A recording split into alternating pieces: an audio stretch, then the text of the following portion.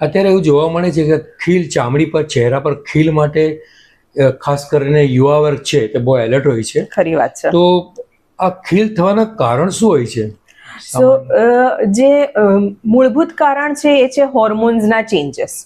જ્યારે પણ hormonal changes થાય એને કારણે સ્કિનની ઓઇલીનેસ વધી જાય અને એની ઉપર જ્યારે બેક્ટેરિયલ ઇન્ફેક્શન લાગે તો એ દાણા સ્વરૂપે બહાર આવે, જેને આપણે ખીલ અથવા પિમ્પલ કહીએ.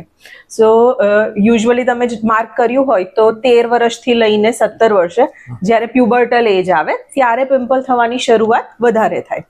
શરૂઆતમાં માણસને લાગે, પર્સનને લાગે કે સ્કિન થોડી ઓઇલી થઈ છે, 2-4 નાના મોટા દાણા થયા છે, જેને આપણે બેઝિકલી કોમિડોન્સ અથવા બ્લેક હેડ વ્હાઇટ હેડ કહીએ. ધીમે રહીને મોટા દાણામાં પરિવર્તિત થાય, જેને આપણે પિમ્પલ્સ અથવા એકને કહીએ.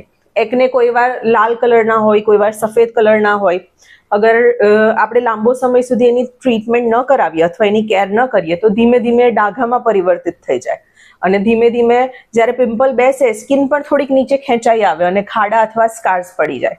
સો ઓવરઓલ 13 વર્ષની ઉંમરથી લઈને તમે ગણો તો આખી લાઈફ અગર એની સિક્વલી ગણો કે ડાઘાને ખાડા છે તો મોટી ઉંમરના લોકોને પણ ખાડા તમને જોવા મળે, એટલે આખી લાઈફ ખેંચાતો રોગ ગણી શકાય.